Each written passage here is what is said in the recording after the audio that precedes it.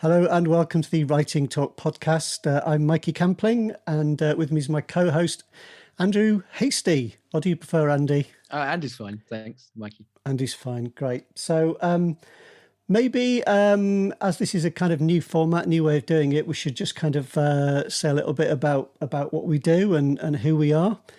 Do you mind kicking us off with that? Or No, not at all. So my name's Andrew Hasty. It's my author name anyway, amongst and other pen names. My main series is time travel. So I do a series called Infinity Engines. I think there's roughly 9 books in that series now. I say that because there's one in the pipeline. But yeah, I've been writing and self-publishing since 2017. And enjoying it mostly. It's been an interesting ride, I'll say that, and hopefully be able to share some of my experiences along the way so far. Also writing in crime as well, but that's something we'll probably discuss a little bit later in the show. Yeah, thanks very much. Yeah, so and I've been writing probably about a similar length of time. And we first kind of got talking because my first series was sort of time travel, sort of difficult to define, difficult to classify stuff. But then I've written across a few other genres as well, some sci-fi and some short stories, some kind of horror.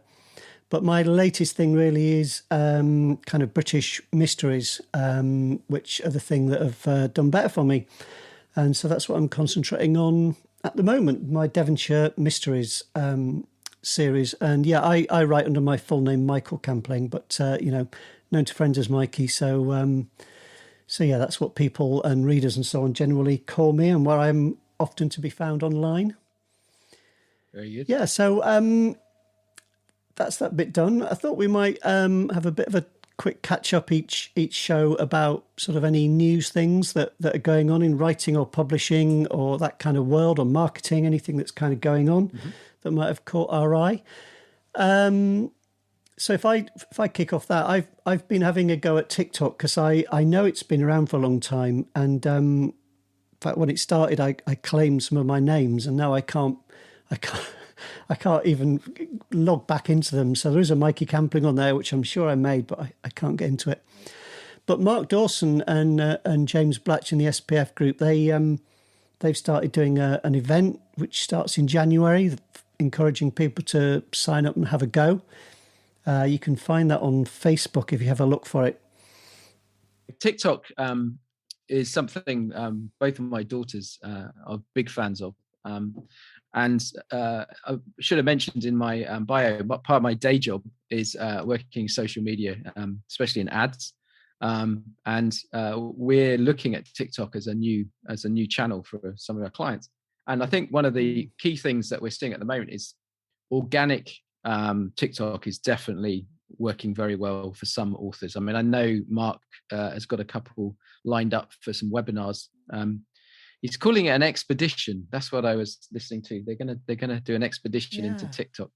But yeah, so I'm quite sure why. Yeah. I'll go with it. So yeah, I think the key thing there is from what I've seen so far, TikTok is really are still working more as an organic channel than a paid one, and I'm sure that will change over time. But the key thing is the very small toe dipping that I've done in TikTok, where obviously I'm not going to do any dancing and or any of that dad stuff. But yeah, essentially it seems to go well when you kind of talk to camera, when you discuss your ideas. I know Book Talk is massive. So yeah, there's a whole like sub area of TikTok called Book Talk, which a lot of romance authors are completely nailing at the moment, and seeing like organic traffic and sales off the back of it. But yeah, I just need to think of the strategy a bit more about what it is, how I'm going to engage, how I'm going to talk to the audiences on a regular basis. Yeah, it's Book Talk is quite big. Author Talk is another kind of hashtag, and yeah, I've just made a couple of videos, and I think it's one of those things you've got to just have a little go at and not be too self-conscious about. And I just did a couple of silly things. but I can see it's got some potential, and it's very direct, it's very immediate, and it's very quick because people, when you're using it, you just kind of go scroll, scroll, scroll, scroll. Yeah. And at first, I can imagine a lot of authors are put off, and I've seen I'm in Mark Dawson's Facebook group, and there's a lot of people saying, I don't know, this is not for me. There's a lot of Yeah. like you say, teenage people dancing and stuff, but the algorithm seems to respond very, very quickly. If you swipe past stuff and then you like other things, Yeah. the next time you go in, suddenly it's all about books, and there's people showing books and bookshelves and books they've read and recommending books, and it seems to respond very quickly. So I can imagine that if you can get something to go, if you can get it to catch on, could be a really good tool. It's kind of a watch this space thing.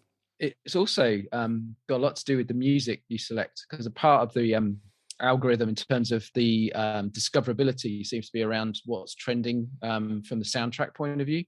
So you do have to, I mean, I'm sure this will come up, in the sessions that they're going to do in January.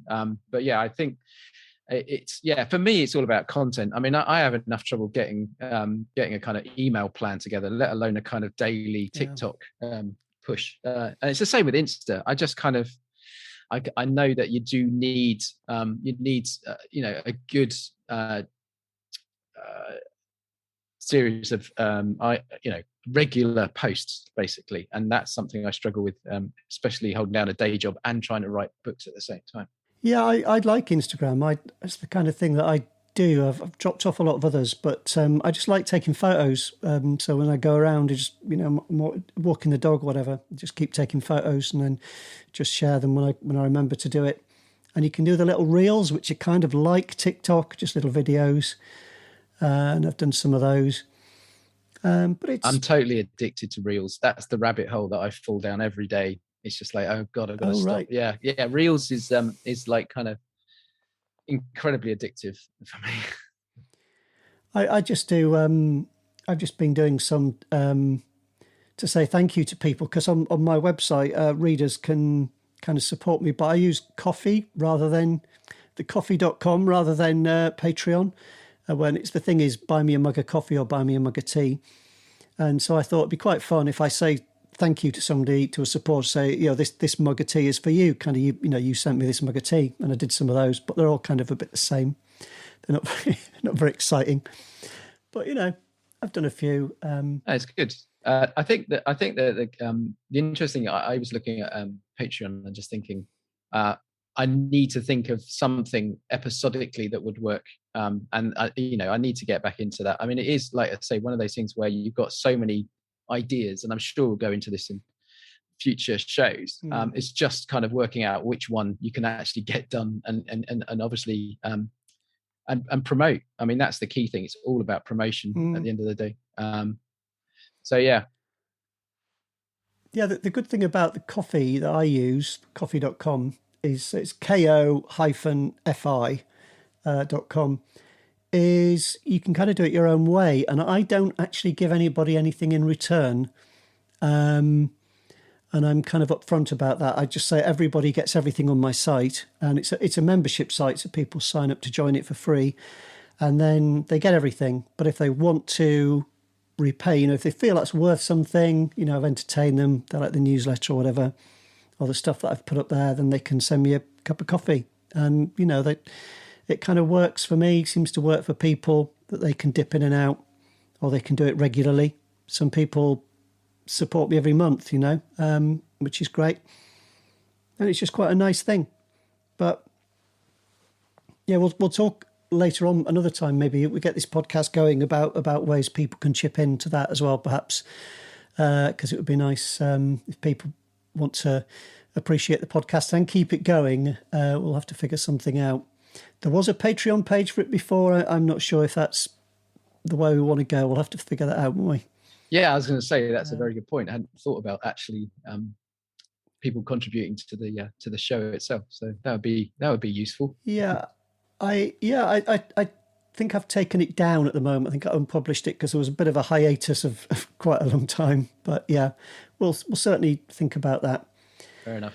And the site I've been working on, the writing, it's just called writingtalkpodcast.com. Writing Talk Podcast is all one word, and you can join the site. I've made it into a membership site. It's free membership, and then you can leave comments on the site. And there will be, I haven't really talked to you about this, told me about but this I was yet. figuring, no, it's kind of stuff I've been quickly throwing up today. If we've got any little bonuses or anything or exclusive content we want to give away to people who join the site, then we can do that, and it will be protected. And it's just free for people to join up. But yeah. Fair enough. So that's there. Well, I suppose the other thing is if there's questions that people have that they want us to talk about, so topics that we haven't covered or we want to go over again in more detail, then that's a good place to leave us a comment. Exactly. Definitely topics of future shows. Because if you, one reason I went into doing membership sites is that if you're constantly pushing people over to Facebook or somewhere else and say, interact with me there, well, that's all very well for people who are using Facebook. Not everybody does. And also you're kind of pushing everybody into the money-making advertising machine that is Facebook all the time. Yeah. Or used to be. I just thought, well, money making for them. Yeah. Doesn't seem to work for us so well. Yeah. No, it's kind of next thing you know, they'll be saying, "Oh, pay us, and we'll show people your stuff," which is the way they seem to go. So I thought, if it's our site, we can say, "Here you are, join for free, and then leave if you want to," and nobody's getting advertised at, and nobody's pinching your data. It's just a forum, really, in some ways that you can comment on. Yeah, works on shows and things. It's a good idea. We'll see how it goes. Okay. So, did you want to talk about the Nook? Apparently, Barnes and Noble have produced a new. Oh, yeah. I just thought it was worth a mention. I just noticed it today that they emailed me because I do some of my books. I go direct through Barnes and Noble Press. Right. Because my books are wide. Yeah, I was going to say. I've got that perspective. And so they emailed me just to say, "Oh, great news! There's going to be a new Nook tablet coming out. You can only get it in the US, I think. Right. I'm not sure about other territories, but it can't get it here. But a brand new tablet. Yeah, it's weird. I can see. I've only got one book wide, and that's just so that I could get it free on Amazon. So, so yeah, excuse the beeping in the background. That's right. So the interesting thing for me is, do you go through draft to digital or something like that for your wide stuff? For some things, not for Barnes and Noble, because they made it quite easy to go direct, and there's certain advantages of how much they pay you and how often they pay you. Yeah, but I don't sell many on there, but there are some. No, fair enough. I think there's a whole nother show about wide versus exclusive. Yeah. Definitely something to be discussed, and and I've heard both sides of the argument on that one, but yeah, haven't tried it myself yet, so we'll have to come back to that another time. I kind of thought it was interesting because at one time people were saying, "Oh, Barnes and Noble are finished, Nook's finished," they're winding it up, and then it just seems to still be going strong. Yeah, no, and that's what I was thinking. Is anyone going up against Kindle? I mean, I know Kobo is really strong in Canada, and some other European places. Can't remember off the top of my head, but it was Canada that I heard it most. But yeah, so it's like you can see Kobo's managed to carve out a niche. Obviously Kindle is massive, and then poor old Nook is sitting there as kind of potentially just surviving. But if they've invested in a new one, then obviously they don't think it's a complete dead area. But yeah, I think ebooks in general, since lockdown started, ebooks have gone through the roof. I met a guy just about walking the dog the other day, and I mentioned that I write and self-publish on Amazon, and he said, "Oh, I do you ever do the Kindle daily deal stuff?" And I said, "Yeah, I did it a while back on book 2. Strangely enough, I don't know what Amazon was thinking, but they only offered me a daily deal on the second book in the series." And I said, "So yeah, how does that work for you? Do you download quite a lot?" I said, "Yeah, I download." I said, "I never read them." And that's always something. It was lovely to hear from a complete, outsider, that what I already thought is that there's just thousands of books sitting on people's Kindles or whatever, and they're just downloaded on a whim, and there's no need or real want to get through them. So it kind of matches what I've seen with deals that I've done in the past, especially the 99p ones. But yeah, it's another discussion for another day. We have to I was going to say that's pin that one to the yeah. board. There's the whole pricing promotion thing. Yep. It's there's a lot of stuff that you can delve into in this business. That's for sure. Well, when I started, sorry. When I started, people were still doing freebies. You know, I mean, I'm not sure if that's still a thing. Do you offer a free one at the start of your series? I do have sort of lead magnet type ones. Yeah. That you get when you sign up. It's a little bit of a complicated situation because I've switched genres a couple of times. But I have quite a lot of things that I just give away to people. Yeah.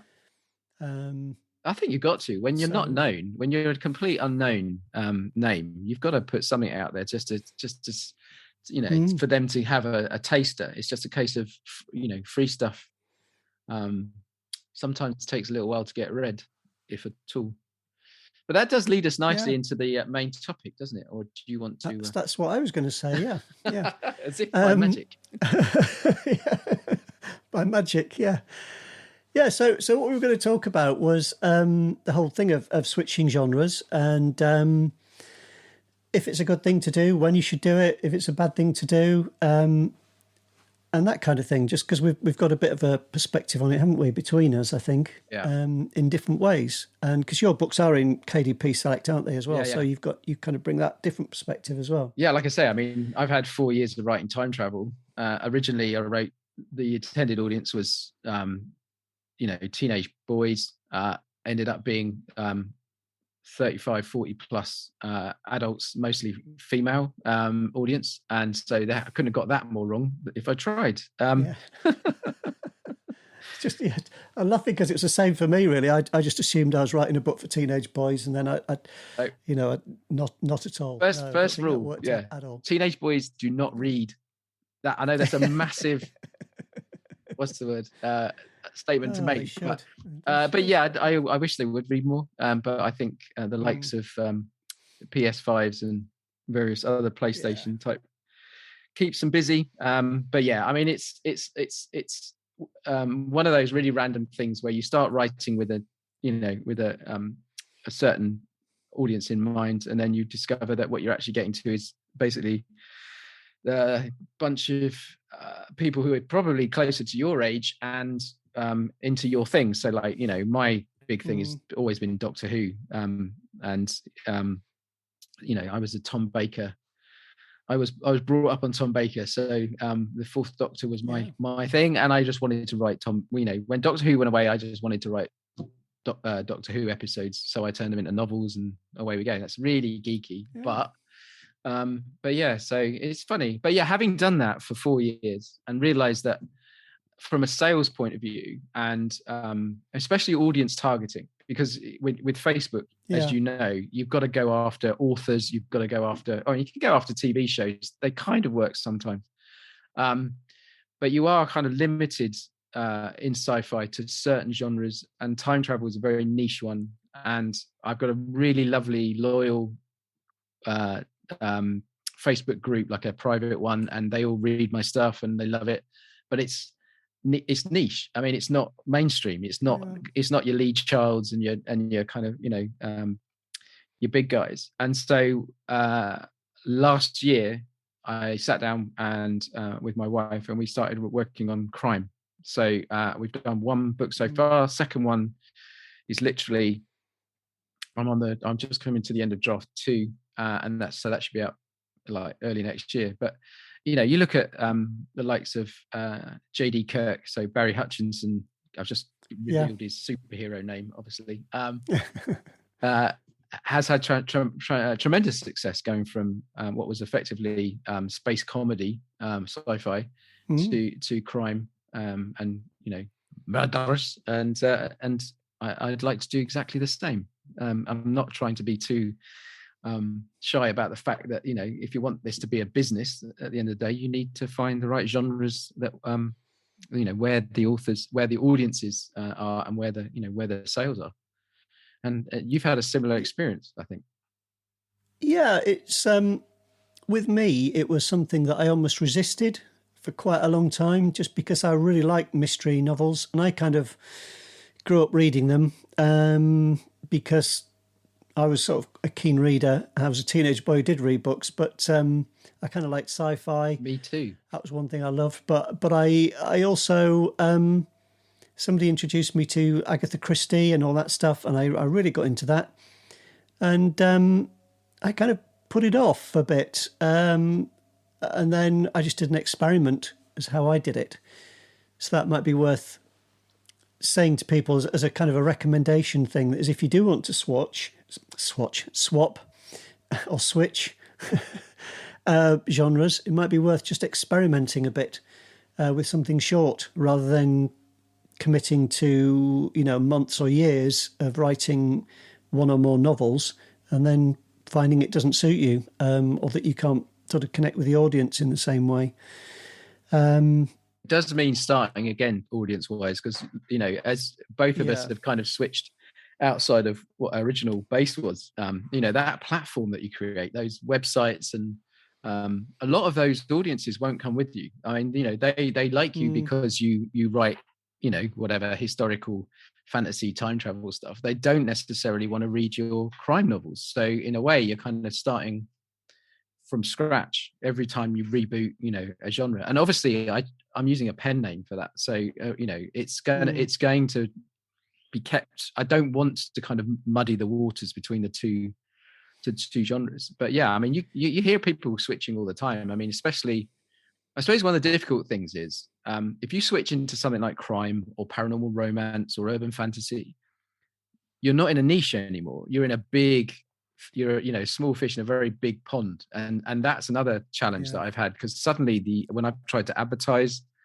the different targets that I'm going after and audiences, the cost per click is going to be higher. There's going to be a lot more competition. So it's a very different marketing activity when you're kind of trying to kind of draw in a new audience. And of course, the other thing is you probably need to write 3 books before you even really go for it, because I'm not sure if that worked for you, but I saw Barry literally did a quick release. I think he released 3 or 4 literally 1 month after the other.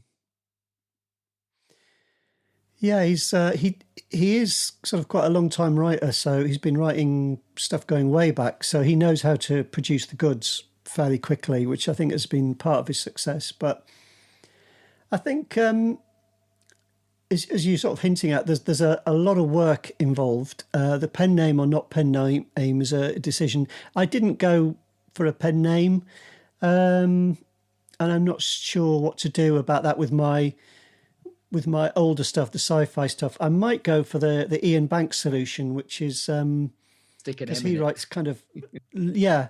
Well, what I thought I might just do my initial or something and just do like M Campling for the sci-fi or something, and I might kind of try and differentiate it a bit. But yeah, I didn't really want to sort of do a whole new. No. Set up a whole separate newsletter and website and all that other stuff. Yeah. I could have done, but I wasn't keen. I think some people have come with me, which I'm very grateful for. One guy actually sent me an email and said, I only read sci-fi. What the hell am I doing getting newsletters from a mystery author or something, which was very to the point. But yeah, I occasionally get people as well who say, oh, I really like, I did some sci-fi comedy stuff and there were 4 books in that series, and somebody will say, oh, can we have more of that, because they really like it. But I think maybe one day, I might go back to it. It's certainly more to juggle. So it might seem like the kind of the shiny new thing, let's go after it, I'll make lots of money, let's do it, But I honestly think you've got to be prepared to put a fair bit of work into it. Yeah, and I think the other thing is you tend to, I don't know about you, but I can't write in 2 genres at the same time. So it has to be a kind of like one-on-one-off thing, and getting your head back into, going from 17th century France to modern day London, and suddenly you've got mobile phones, which obviously would be brilliant if we could have had them back in the day. But yeah, it's a different, and obviously the characters are different, and there's just it takes a while for me to kind of go back into that, kind of get the voice right.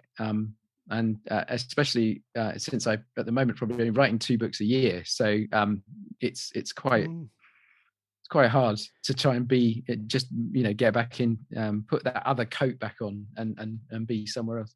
But yeah, I think it's a great idea. I think everybody should try it at least once, because the worst thing you can do is well, that's not true. Depends if it's your objective. If it's all you want to do is write your stories, then go for it. If you actually want to make a living out of it, then you have to be a little bit more retrospective in terms of, okay, I'm not making enough money out of that series. I need to find, I need to either keep chucking money at it and writing more books. And sometimes that works. I know someone that didn't find success until book 7, and you just think that takes a lot of commitment and a lot of faith to get there. And there is that thing with readers where they won't even consider taking on a new author until they can see there's a back catalogue that's worth getting into. I mean, you can't really do much about that. And apparently the magic number is around 7. But yeah, I think that the key thing is, if you're honest with yourself and you can say, yes, this is definitely what I want to do for the rest of my life, then you've got to make some hard decisions sometimes, and that can involve shutting down and moving on to something completely different, and researching it as well. I mean, just don't step into it blindly thinking I'm going to do urban fantasy now. I mean, there are better parts of urban fantasy, there are better parts of crime, and and obviously, as you know, with your mysteries, there's this really lovely kind of, it's a slightly cozy thing, isn't it? But it's that whole it's like village-based mysteries seem to be really doing well. And I know LJ used to do stuff, or I don't know if she's still on Holy Island, but there's that whole kind of localized, there's that whole kind of localized crime thing. But yeah, so we'll see. I mean, I think it's just like, if you're going to step out into something else, do the homework, and things like who's that analytics guy? Alex Newton does a really good. I was going to mention Calytics. Yeah, Calytics. I think that would be a good stopping off point, actually, because if you might think, oh, well, it's like $40 or whatever it is to buy a report. But if you're seriously thinking of spending months and years going into something, you might be better off, getting that study in and just finding out if there is any interest in the area you want to write in, and also, importantly, how much competition there is. Because if you're new and you're trying to launch into a very, very competitive area, I think you're gonna struggle. I mean, you not saying you can't do it eventually, but it's going to be tough to get any kind of traction, I think, isn't it? Agreed. Yeah, and you'll spend a lot of money getting there as well, because you're going to effectively have to, as they say, it's a pay-to-play game now. So you're going to be looking at lead generation stuff. You'll be doing freebies to try and get your mailing lists up and running. You'll be doing newsletter swaps. You'll be doing everything to just, I mean, the days of writing the unicorn book that just takes off straight away, especially in our world, let alone in the traditional world, are very few and far between. So yeah, I think research is definitely good. I mean, I kind of went for a kind of London-based serial killer, which everyone who's read book 1 says, actually spot on. And but then again, it's not massively read, but it seems to have rung a few bells. And there's that classic thing is, what's your categories? So when you're in Amazon and you're trying to get yourself, that little orange ribbon, that little orange tag, sometimes you have to dig a little deeper in the categories than just crime or serial killer. It's got to be slightly more niche, slightly more kind of defined as a activity. And but it's early days. I'm not advertising the book at the moment, because I say I need 3. I want 3 in the bag before we start marketing it. And then, just because I get dragged into other things, I'm also thinking about doing something in kind of magical fantasy. So kind of more. I was watching this new series on Netflix called Arcane, which is very close to what I was trying to do. It's a very beautifully animated piece, if you get a chance to see it. but yeah, it's that kind of slightly steampunky magic, a little bit of more adult approach. So yeah, that's another thing I've not Sounds really. good. Yeah, I'm not really. I mean, literally, I've just opened up a new Google Doc for a story Bible. So I'm going to start. Actually, that's another tool that we need to put on the list of things to discuss is how people do world building and story Bibles, because I've had a dig around, and I know we're going to talk about some tools in a bit, but yeah, I think there's definitely, and I know that SPF had, it's not SPF, I mustn't call it that. Self-publishing show had a world builder on their podcast a couple of weeks ago, and she does this really lovely book where every day it's kind of asks you something about the world you're trying to create. So, you know, obviously one of the days is like draw a map, but another day be like, you know, what religions exist in this world, or, you know, where do they get their food from, or whatever. It's just kind of like challenging you every day to just fill in a little bit more about that world. But that's crazy, because I kind of wanted something a bit easier than all the research that I do on time travel, because it's all tried to be historically accurate, which means I have spent a lot of time trying to make things good. And I thought, well, let's go and do something that doesn't require quite so much research. And then I realized world building is probably as much work, if not more, than researching certain events in history. So I think you've got to be a bit careful of this sort of grass is always greener thing. Yeah. And I know for me, the idea of trying something different can sometimes be part of my kind of terminal procrastination, you know, because it's like, oh, I got to sit down again and work away at this thing, which, you know, I like the series I'm working on, but even so, there are times when it gets difficult. I think, oh, well, maybe I could do this instead. Maybe I could do that, you know, and you start thinking about these things. And I don't know, I'm trying to sort of rein that in a bit at the moment. You've got to rein in your inner squirrel, as it were. Yeah. Yeah. Stop being distracted. Yeah. Yeah.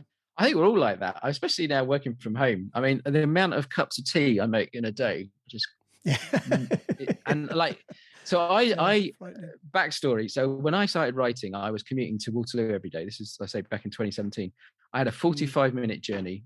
It was a very boring journey, and I really didn't like being in such a small space. So that's how I got into writing. So I put the headphones on, the laptop open, a 45-minute sprint all the way in. And I always used to say it was like my own private movie, because I suddenly be at Waterloo. So 500 words in, 500 words out every day. And then suddenly get to like lockdown and all working from home. I can't write for more than 45 minutes. It's like my brain has basically worked out that that's exactly the optimal amount of time for Andy to write anything. And then he has to go and make tea, bacon sandwich, like, you know, literally put on a stone straight within the first year. Oh, God. I know. And you just think, oh, okay. So, yeah. I'm sure everybody's the same. The idea that I could write 5,000, I mean, these guys who write 5,000 words in a day, I mean, it's hard going. No, I have on occasion done it, but very rarely, because and I can't remember what that was on. That might have been with the sci-fi comedy stuff. Right. I could write faster in that, because it kind of it appealed to something in me that just like wants to be silly and make daft jokes and make people laugh, you know, which is kind of quite a joyous thing to do. And that kind of, you're sort of tapping away and you think, oh, that's funny, you know, you're just thinking of jokes all day, which is quite a fun kind of thing to do. And I used to get blocked by the time travel stuff, because I'd have to go and research something. And so you'd get like 2-3 paragraphs in and it'd be like, okay, why did Napoleon do that? And then it would be, yeah. So if you've got that flow, I mean, I get it, but it's better with the crime, because a crime is more kind of, it's modern day. So you can kind of work faster. I've never been able to dictate, which apparently is the other way to write fast. But yeah. I think staying in a world where potentially there's not much in the way of backstory required, or you're kind of you've done so much planning, you know it, you know, backwards, forwards, and sideways. Then maybe you can write a little faster. But yeah, maybe we'll get a guest on who can explain to us how to write fast. That would be quite useful. Yeah, it'd be cool. Just a couple more things I wanted to sort of mention. There's what do you think of the whole sort of thing that comes up now and then, where people are trying to jump on a bandwagon and chase a genre they think is very hot, you know? Like at one time it was harem. Yeah, yeah, and all these other things that come up. I mean, I jumped on two bandwagons. I did a co-written book with a Australian writer called S.J. Bryant, Saffron Bryant, and we kind of did a game lit book. And it didn't do very much really. We put quite a lot of work into it, and I personally think it was a pretty good book and good story, but I don't think we quite realised exactly what people were looking for in that genre. So, and I think it's important to kind of understand the readers I think and what they are looking for. You know. I think that I don't know whether I mean I don't know whether reverse horror I'm still getting the attention that it was a year ago. But yeah, I mean I think I like to say I can only write 2 books a year, so the idea of jumping on any trend just is unlikely. But yeah, I think this I think Chris Fox mentioned this on something a while back. He was saying he's realized that there's kind of two types of authors. There's the ones that write quick books, get them out on literally every month, and they see a return that may last 2 years, and then it kind of, like you say, the trend dies away, and those books are, as a back catalogue, those are redundant. And I do wonder whether we fall more into that. We'd like our books still to be read in 5-10 years time, 20 years time, whatever. Yeah. So I think there is that thing, is that if you don't mind the fact that what you're doing will make a quick return and then tail off, then go for it. It's a bit kind of like Gold Rush, isn't it? You just kind of go where the money is and make as much as you can, and then move on. But yeah, I can't write like that. And I know that there are very successful people who can, and are making a hell of a lot more money than I am. But yeah, I just think, good luck to you. That's what I love about this world we're in, is that there's virtually no rules. I mean, it is complete Wild West in that sense. And what's happening is the audience, as it were, are voting with their feet. So it's interesting to see that even now, there are certain genres that are still always probably will be hot. I mean, like I said about K-Lytics, it's always romance, crime. They're always going to be the big winners, but they come with a massive competitive element to them.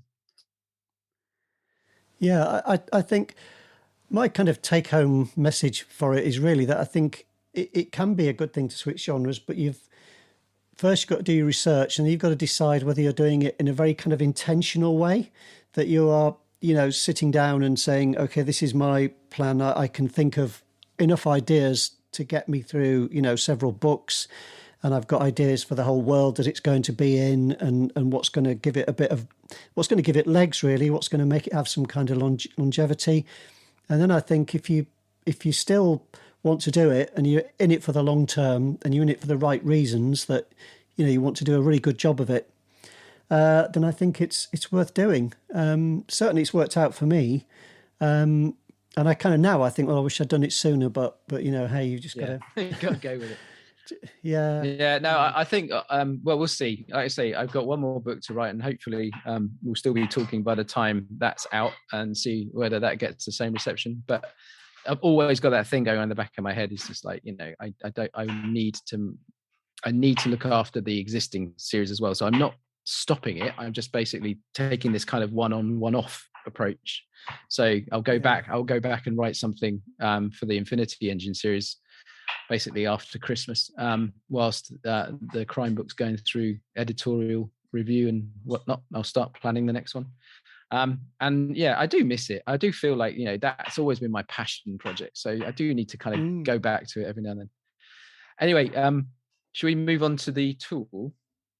Yeah, I was going to say, we're sort of doing quite a bit of time, aren't we? So, yeah, so for the Writer's Toolbox, which is a little thing we're going to try and do each week, can be a resource or a bit of software or something like that. I was going to mention Notion, which is free, and you can do it within a browser, or you can download the app onto, I think, pretty much every platform.